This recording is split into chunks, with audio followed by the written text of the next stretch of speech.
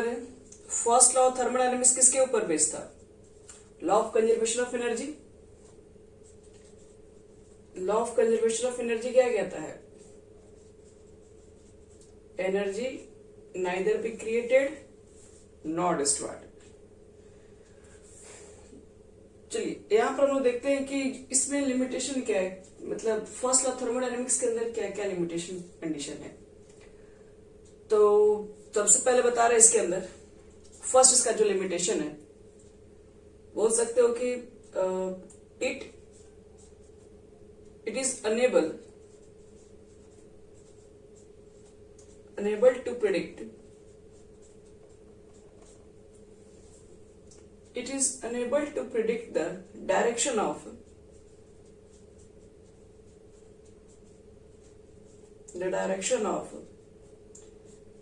feasibility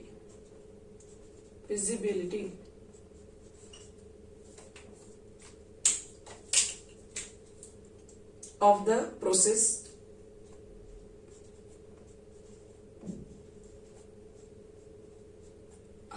feasibility, feasibility feasibility of the process in a particular direction, in a particular direction।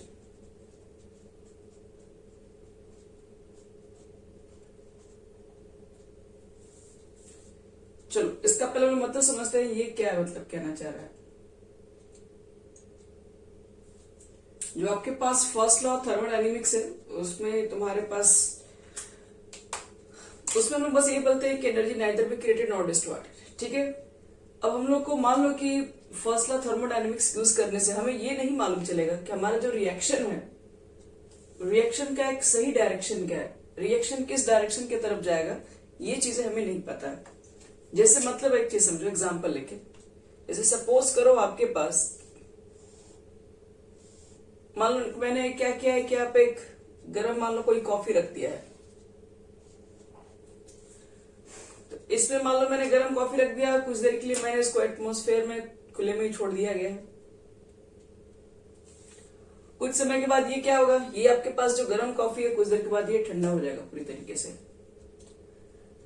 तो क्या फिर से हम कहेंगे एक ठंडे कॉफी को एटमॉस्फेयर में रख दें, तो क्या उसके अंदर फिर से वो जो कॉफी वो गर्म हो जाएगा उसी एटमॉस्फेयर में? तो इस बातों को एक्सप्लेन नहीं किया गया। जैसे कि मान लो कि आप देखते हैं कोई भी चीज गर्म है, कोई भी वाटर बॉडी है, उसको छोड़ दोगे कुछ टाइम के बाद तो वो क्या करता है, वो ठंडी हो जाती है।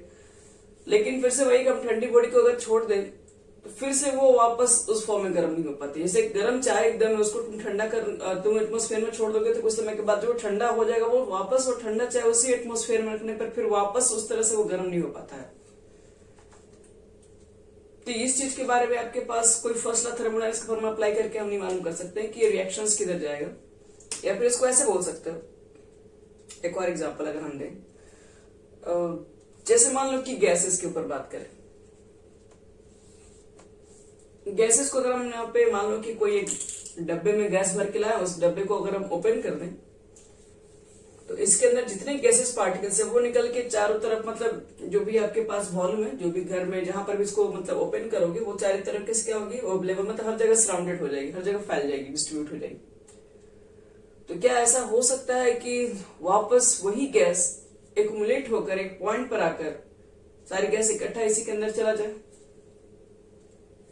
सबको मालूम है ये सब चीजें थोड़ा सा लग रही है, और ये सब चीजें कैसे पॉसिबल है? सारी गैसेस मिलके तो इसके अंदर नहीं जाएंगी।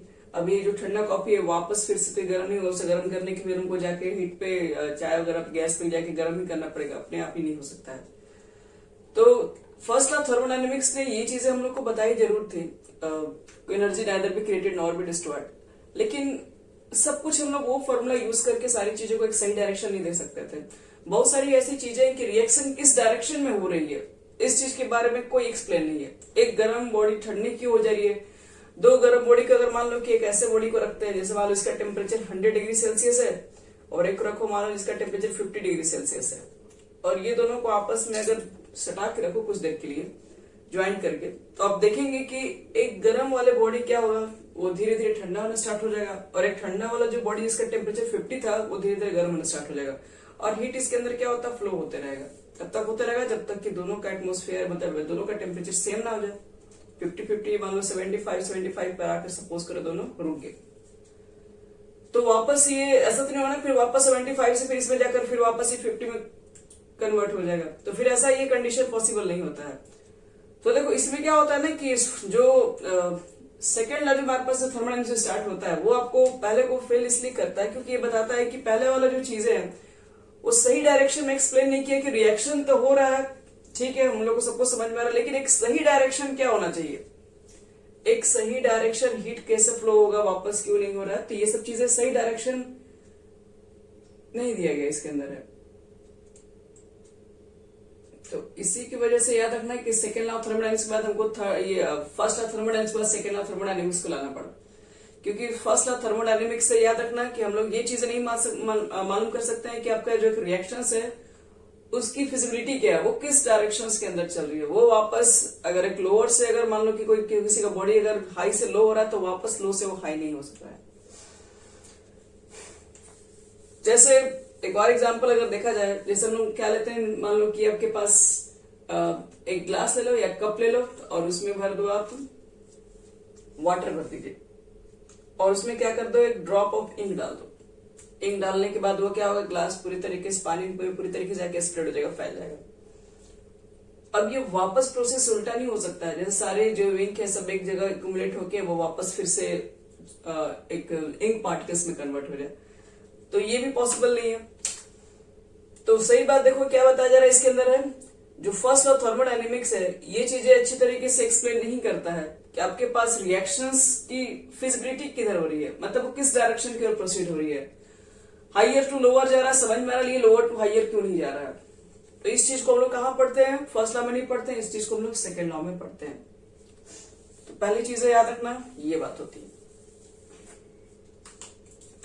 ये फिजिबिलिटी जो प्रोसेस जो हो रहा है वो किस डायरेक्शन में होगा ये एक्सप्लेन नहीं है फर्स्ट लॉ ऑफ थर्मोडायनेमिक्स के अंदर। एग्जाम्पल भी लिखना चाहोगे तो कोई भी चीजें, रुको एग्जाम्पल हम लिख भी दे रहे हैं। फॉर एग्जाम्पल लिख लो, a hot object, a hot object cools down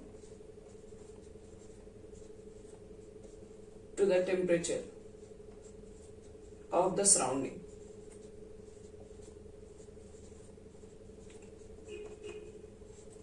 ठीक है, but an object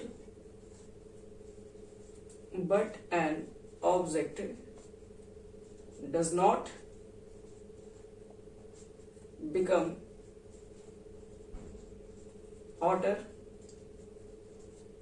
than its surrounding,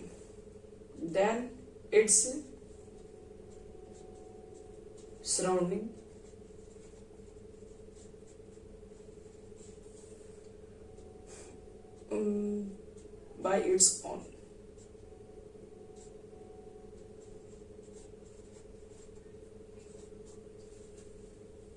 फिर से बोल रहे, a hot object cools down to the temperature of the surrounding, but an object does not become hotter than its surrounding by its own.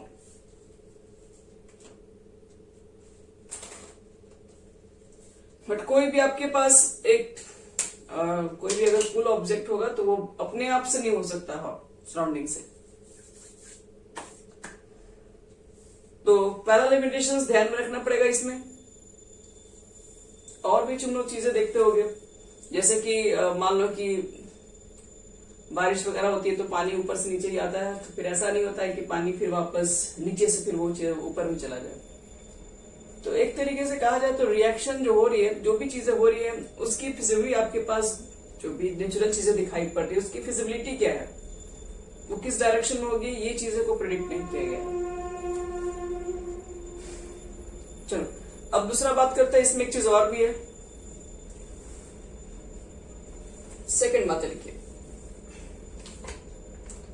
Second इसमें है कि it does not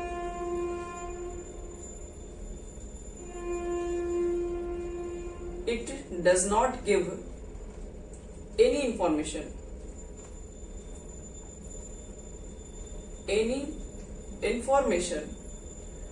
about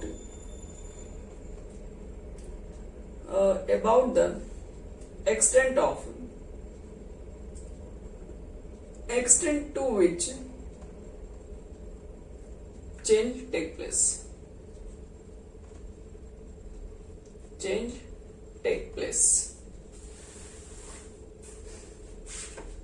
या फिर इसको ऐसे ही बोल सकते हो कि इन्होंने एक चीज और भी क्लियर नहीं किया हुआ है कि आपके पास, या एक मिनट और लिख सकते हो, 100% conversion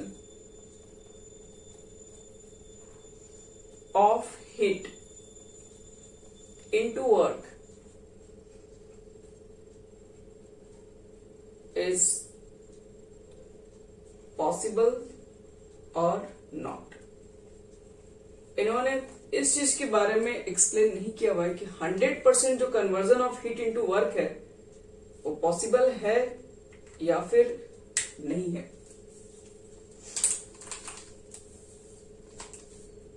जैसे इसको थोड़ा समझने के लिए एग्जांपल देना पड़ेगा.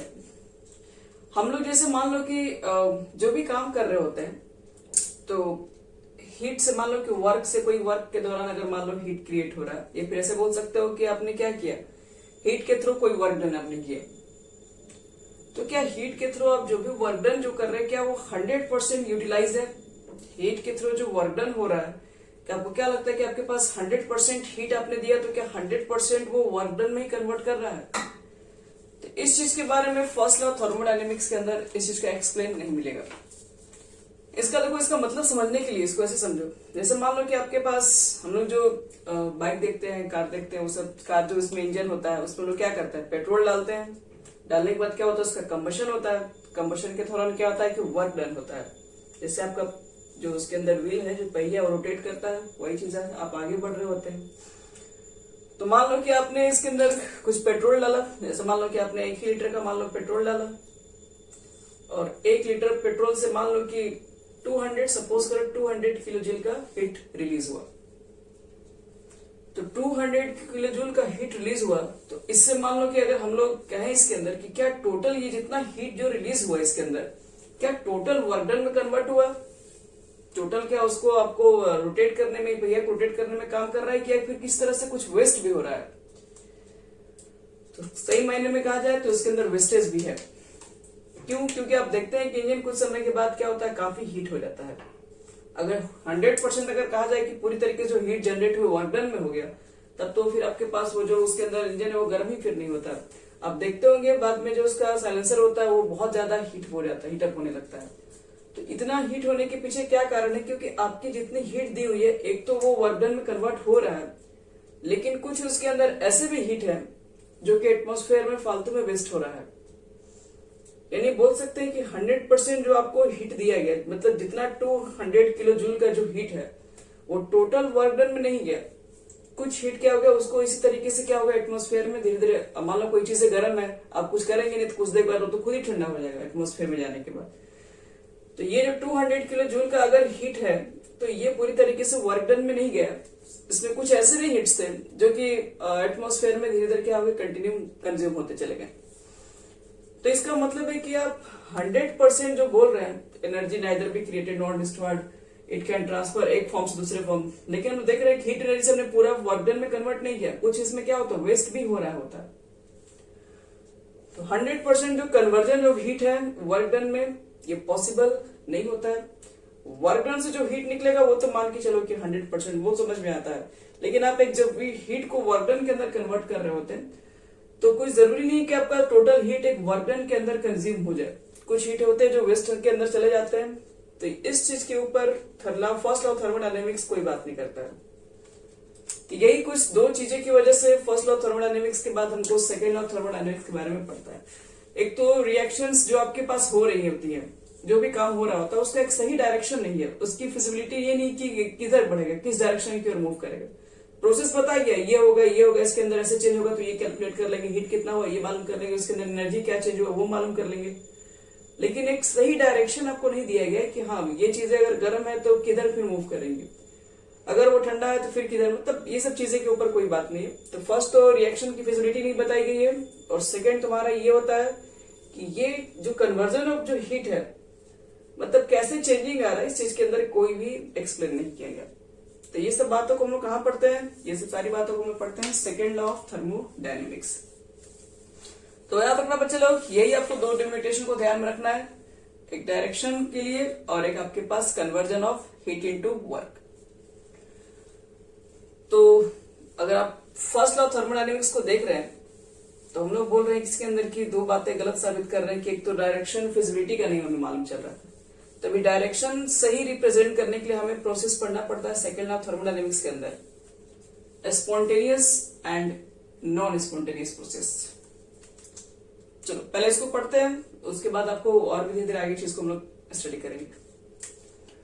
चलो आज का यही नया टॉपिक है, लिमिटेशन हमारा हो गया कंप्लीट। लिमिटेशन आपके पास दो था, दोनों ध्यान में रखिएगा। अब एक आपके पास गर्म ऑब्जेक्ट है, वो ठंडा हो जा रहा है, इसको बात को एक्सप्लेन करने जा रहे हैं ऐसा क्यों हो जा रहा है। तो ये सब जो चीजें होती हैं उसको दो पार्ट में डिवाइड किया गया, एक तो होता है आपके पास स्पॉन्टेनियस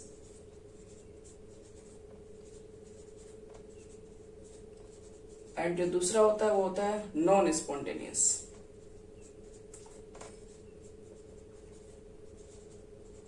प्रोसेस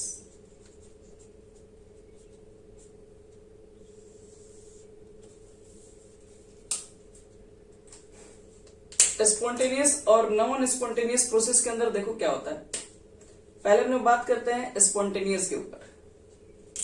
स्पॉन्टेनियस जैसे मान लो कि अगर सपोज कीजिए कि अगर ये मेरा बोर्ड अगर मान लो सीधा होता और अगर मैंने यहाँ पर वाटर ड्रॉपलेट अगर रख दिया होता, सपोज करो ये बोर्ड आप क्लास में पढ़ रहे हैं और ये बोर्ड आपके पास एकदम सीधे में रहता और ये हमने यहाँ पर एक वाटर ड्रॉपलेट रखा है, तो ये वाटर जो ड्रॉपलेट है वो धीरे धीरे धीरे धीरे इस पॉइंट से नीचे आते गिरेगा, गिरते गिरते गिरते गिरते वो नीचे आने की कोशिश करेगा। यहां पर मान लो आ गया सपोज, तो यहां पर आपका वाटर ड्रॉपलेट था, कुछ टाइम के बाद यहां पर आ गया, तो इसमें तो आपने कुछ नहीं किया, वो तो खुद से हुआ, वो तो वहां यहां से यहां तक लाने में हमें तो कुछ करना ही नहीं पड़ा, ये अपने आप से हुआ। लेकिन क्या यही वाटर ड्रॉपलेट क्या इस पॉइंट पर वापस जा सकता है, यहाँ पे हमको ले जाना अगर है तो नहीं जा सकता। अब एक नीचे वाटर जो गिरा वो थोड़ी ना उस पॉइंट पे चला जाएगा, तो सबको लग रहा है कि नहीं हो रहा है। तो ये आप कैसे प्रेडिक्ट कर पा रहे हैं, ये आपको कैसे लग रहा है कि ये चीजें नीचे ही गिरेंगी और ये चीजें नीचे से ऊपर नहीं जा रही। जैसे आप लोग सिंपल चीज देखते हैं, वही गर्म पानी में मान लो कि एक गिलास गर्म पानी लिया, कुछ देर के बाद वो ठंडी हो जा रही है, तो ये चीजें मतलब क्या लग रहा है, ऐसा क्यों हो जा रहा होगा। तो ये जो चीजें हैं बच्चे लोग, ये होता है नेचुरल प्रोसेस, इसमें हम लोग कुछ नहीं कर रहे, ये आपके पास क्या नेचर का गिवन है। सबको मालूम है ये सब चीजें ऊपर से ये नीचे गिरेंगी, लेकिन नीचे से ऊपर ये अपने आप यहाँ पे हमको यहाँ से तक पहुंचाने के लिए हमें वर्क डन करना पड़ेगा, ये खुद से वहां पर नहीं जा पाएंगे। तो याद रखना, हम लोग जिस यूनिवर्स में रहते हैं उस यूनिवर्स में दो चीजें हो रही होती हैं, एक तो कोई चीजें ऐसी हैं जो अपने आप से हो रही हैं। अब एक गर्म ऑब्जेक्ट ठंडा हो जा रहा है, इसके पीछे क्या रीजन है, तो ये चीजें हम लोग नहीं जानते, इसके पीछे क्या नेचर है ये हम लोग को मालूम है। हम लोग बचपन से देखते आ रहे हैं कि कोई भी चीज है क्या ठंडी हो जाती है कुछ समय के बाद। तो ये जो चीजें हमारे पास होती है नेचुरल होती है, इसमें हमें कुछ भी मेहनत करने की जरूरत नहीं पड़ती है, वो अपने आप हो जाएगी। तो जो चीजें नेचुरल में हो रही है, जो चीजें खुद से हो रही है, जिसमें हमें कोई मेहनत करने की जरूरत नहीं है, वो आपके पास होता है स्पॉन्टेनियस प्रोसेस। एक तरीके से कहा जाए तो नेचुरल प्रोसेस। स्पॉन्टेनियस प्रोसेस का मतलब है कि वैसी कोई भी प्रोसेस जो कि अपने आप से हो रही होगी, आप एक बार इनिशिएट भी कर दो तो भी अपने आप से होंगे, आपको फिर आगे कुछ भी करने की जरूरत नहीं इसमें है। तो इस तरह के प्रोसेस को कहा जाता है स्पॉन्टेनियस प्रोसेस। चलो तो पहले स्टार्ट करते हैं, डेफिनेशन लिखना स्पॉन्टेनियस प्रोसेस क्या होता है।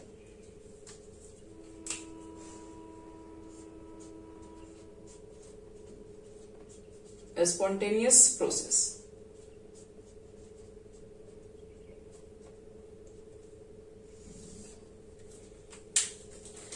देखो, स्पॉन्टेनियस प्रोसेस हम बोलते हैं कि these are the process which have natural tendency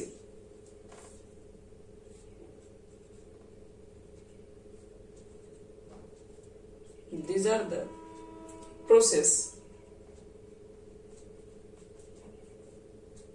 which have a natural tendency to occur after proper initiation. After proper initiation under a given set of condition.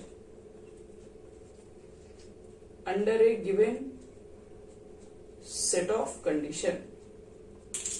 बस यानी कि स्पॉन्टेनियस एक इनिशिएशन, एक बार आपको स्टार्ट करना पड़ेगा, इनिशिएट करना पड़ेगा।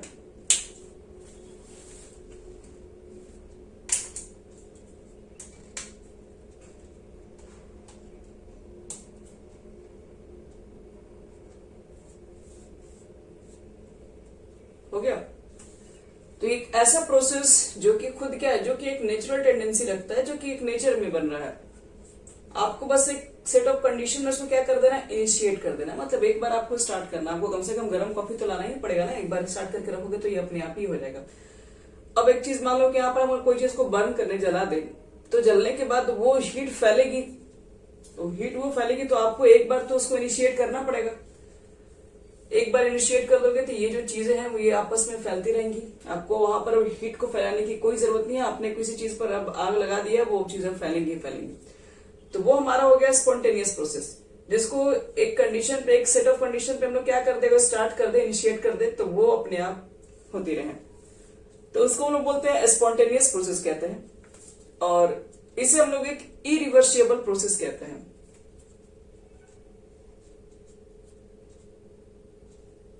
इट इज, हम बोल सकते हो it is irreversible.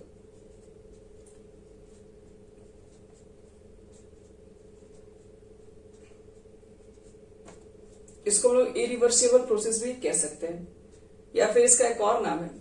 Irreversible process क्यों है ये? क्योंकि ये थोड़ी रिएक्शन बहुत फास्ट में होती है। अगर आप एक बार इनिशिएट कर देंगे जलाकर कोई चीज को, तो आपको कुछ करना नहीं, ये अपने आप रिएक्शन फास्ट होती रहती है।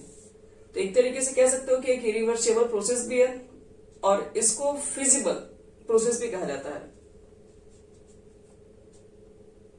They are also called as, they are also called feasible,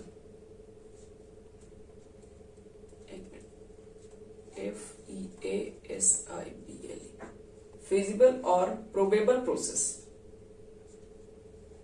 or probable process।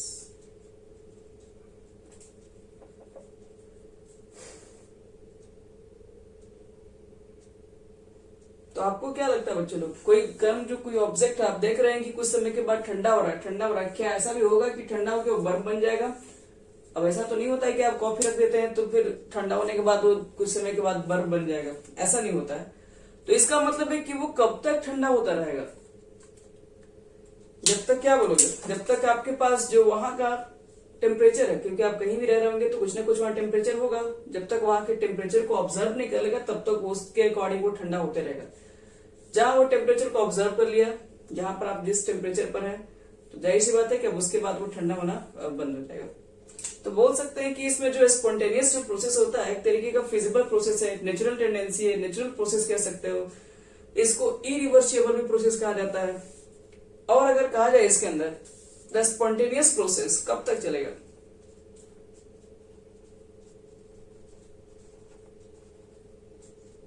The spontaneous process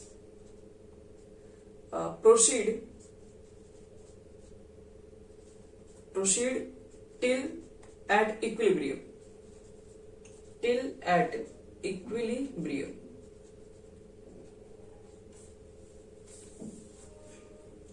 will achieved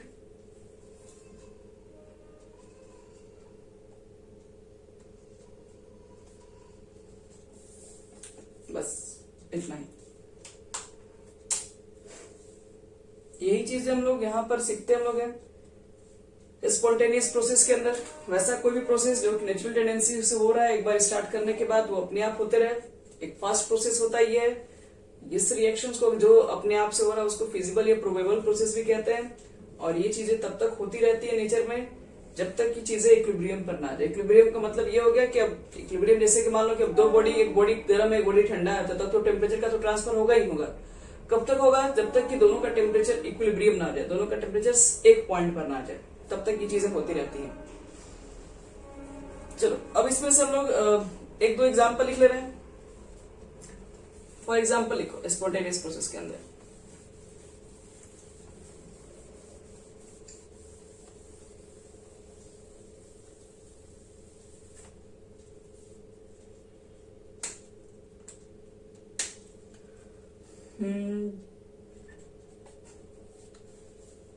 आपको क्या करना पड़ेगा, जैसे कोई भी रिएक्शन को स्टार्ट करना है, जैसे कि मान लो कि बोल सकते हैं डिकम्पोजिशन ऑफ CaCO3, डिकम्पोजिशन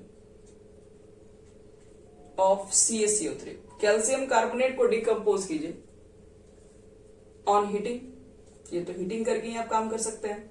तो हीटिंग करने पर CaCO3 डिकम्पोज होता है, लेकिन ध्यान रखिएगा आपको एक बार तो उसको इनिशिएट करना पड़ेगा। हीट करोगे तभी डिकम्पोज होगा अपने आप से। एक बार आप उसको हीट करके छोड़ दीजिए, वो अपने आप ही कन्वर्ट हो जाएगा, CaO और CO2 में कन्वर्ट हो जाएगा। मतलब एक बार तो हमें इनिशिएट करना ही पड़ेगा उसको, तभी जाके रिएक्शन आगे फर्दर प्रोसीड हो सकती है। दूसरी बात ये भी है, reaction between H2 and O2, reaction between H2 and O2, hydrogen gas, oxygen gas is initiated by passing electric spark. By passing electric spark. अब H2 गैस O2 गैस से क्या लगता है? ये H2 O2 हम लोग पढ़े हैं कि रिएक्शन करके बना लेते हैं वाटर। ये क्या लगता है, दोनों गैसेस को आपस में मिला दोगे तो वाटर बन जाएगा? नहीं, उसको इनिशिएट करने के लिए आपको इलेक्ट्रिक स्पार्क की जरूरत होती है, तब जाके ये वाटर के अंदर कन्वर्ट हो रहा होता है। तो ये कुछ ऐसा आपको स्पॉन्टेनियस प्रोसेस देते हैं जिसमें आपको इनिशिएट करने की आवश्यकता है। करोगे तभी जाके वो रिएक्शन स्टार्ट होगा, और एक बार वो स्टार्ट हो गया तो फिर वो कंटिन्यू अपने आप होते रहेगा। लेकिन शायद कुछ ऐसे भी स्पॉन्टेनियस प्रोसेस होती है जिसको आपको इनिशिएट करने की भी जरूरत नहीं है, वो खो जाती है। जैसे कि एग्जांपल देखो, अगर मान लो कि मैंने sugar dissolve in water form solution, इसमें इनिशिएट करने की आवश्यकता ऐसे एग्जांपल्स हैं। इसमें आपको हीट देना पड़ेगा, इलेक्ट्रिक स्पार्क देना पड़ेगा, तब जाके आपके पास एक केमिकल रिएक्शन स्टार्ट हो रही है। जैसे सपोज करो sugar dissolve in water and form solution. Sugar को वाटर में डिजॉल्व करके आपने एक सॉल्यूशन बनाया, तो क्या लगता है इसमें आपने क्या किया होगा? शुगर को डाल के पानी में छोड़ दिया, आप थोड़ी ना उसके अंदर कुछ और भी किया हो। क्या उसके अंदर कोई एक्स्ट्रा वर्क किए हैं, क्या हीट दिए हैं? अब ये मत बोलिए कि वाटर में हम लोग शुगर डाले तो हैं, तो वो तो एक सॉल्यूशन बनाने के लिए आपको उतना करना ही है। अब CaCO3 को CaO CO2 में करने के लिए तो आपको CaCO3 तो लेना ही पड़ेगा, बिना उसके तो होगा नहीं रिएक्शन। लेकिन हीट जो दे रहे हैं आप, जो आप एक्स्ट्रा यूज कर रहे हैं, वो चीजें तो आप यहाँ पर कुछ यूज नहीं कर रहे हैं। आप NaCl को वाटर के अंदर डालेंगे तो सॉल्यूशन अपने आप ही बन जाएगा, आपको वहां पे कुछ करने की जरूरत नहीं है। तो ये जो चीजें आपको दिखाई पड़ रही होंगी, ये शुगर डिजॉल्व इन वाटर और टू फॉर्म सॉल्यूशन, ये चीजें अपने आप से हो रही है। हमें इसको स्टार्ट भी करने की किसी चीज की जरूरत नहीं है, ये बस मिक्स करके छोड़ दीजिए, बाकी सब चीजें अपने आप हो रही है। जैसे ऐसे भी लिख सकते हो, अगर initiated by passing electric spark. फिर देखो बच्चे लोग एक और example, water keeps on evaporating. अगर हम कहीं वाटर को रख देते हैं तो वो इवोपरेट होना स्टार्ट हो जाता है। तो क्या आपको लगता है कि क्या रिवर्स प्रोसेस अप्लाई है? नहीं। तो वाटर जो खुद से इवोपरेट हो रहा है, ये भी एक प्रोसेस है, और इस प्रोसेस के अंदर क्या है, ये अपने आप से हो रही है। इसके लिए मुझे किसी तरह का कोई भी चीज अप्लाई करने की जरूरत नहीं है, वो अपने आप हो रही है। तो ये सब चीजों को इनिशिएट करने की जरूरत नहीं है, कुछ चीजों को हमें इनिशिएट करना पड़ता है स्पॉन्टेनियस प्रोसेस के अंदर। तो स्पॉन्टेनियस प्रोसेस का मतलब यही होता है कि वैसे कोई भी प्रोसेस जो खुद से अपने आप से हो रहा है, जो नेचर से बन रहा है। चल ये तो हो गया हमारे पास स्पॉन्टेनियस के लिए। अब करते हैं नॉन स्पॉन्टेनियस प्रोसेस क्या होता है।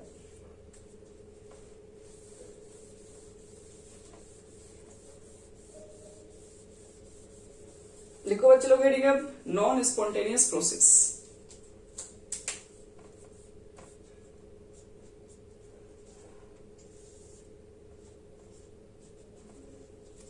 Non spontaneous process. देखो इसमें क्या होता है नॉन स्पॉन्टेनियस प्रोसेस के अंदर। पहले तो बोलेंगे the process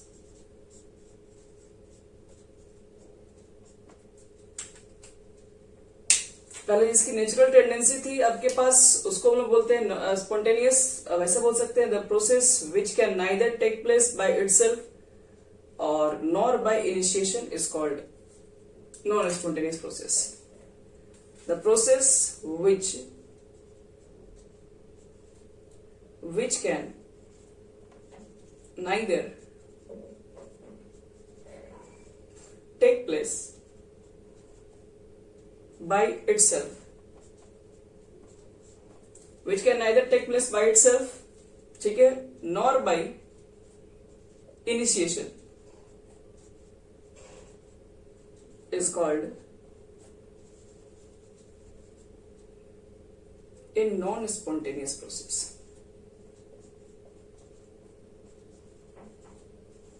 Is called a non-spontaneous process.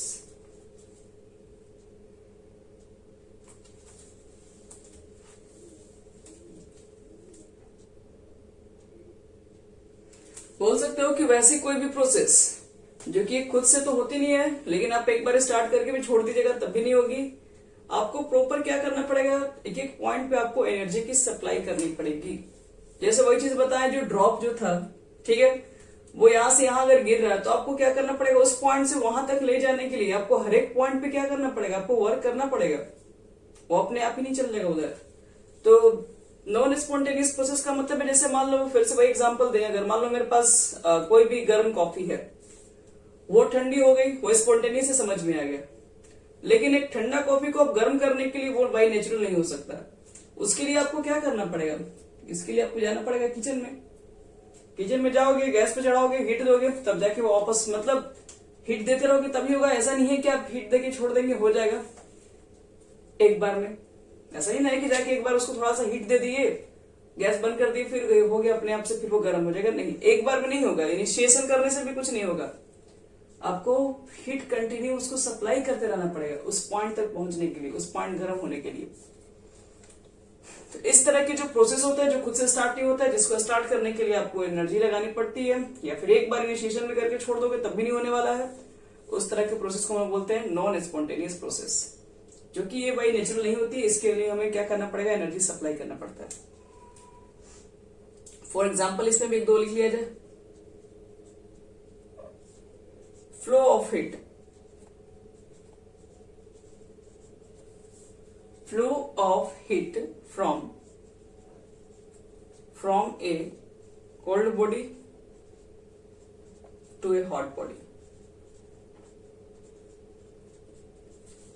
cold body to a hot body। ये चीजें अपने आप से नहीं हो सकती। फिर एक और एग्जांपल लिखना है, लिख लीजिए। फ्लो ऑफ वाटर, वाटर का फ्लो होना, फ्लो ऑफ वाटर अप ए हिल।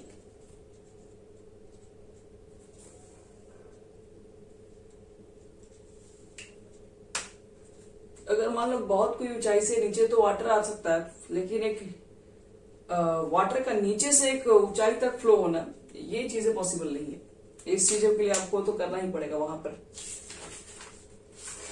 तो ये बच्चे लोग दो स्टेटमेंट बताता है सेकेंड लॉ ऑफ थर्मोडायनेमिक्स के बारे में। सेकेंड लॉ जो थर्मोडायनेमिक्स से पूरी तरीके से कहा जाए तो नेचुरल बेस के ऊपर बात करती है। जैसे लोग पढ़ते हैं स्पॉन्टेनियस प्रोसेस क्या होता है, नॉन स्पॉन्टेनियस, क्योंकि फर्स्ट लॉ थर्मोडायनेमिक्स से रिएक्शंस तो होता है लेकिन एक रिएक्शन की डायरेक्शंस नहीं पता हमें चलता है वो किस डायरेक्शन में मूव करेगी। तो स्पॉन्टेनियस नॉन स्पॉन्टेनियस आपको क्या बता दिया, स्पॉन्टेनियस है तो वो नेचुरल चीजें हैं जो अपने आप से हो रही होती है, इसके लिए हमें कोई साइंस पढ़ने की जरूरत नहीं है। तो इसी को हम लोग बोलते हैं नेचुरल टेंडेंसी को स्पॉन्टेनियस और दूसरा है नॉन स्पॉन्टेनियस। इसके बाद स्टार्ट होता है हमारा नया टॉपिक जिसका नाम है एंट्रोपी। एंट्रोपी थोड़ा बहुत आप नोट, हाँ बोलो।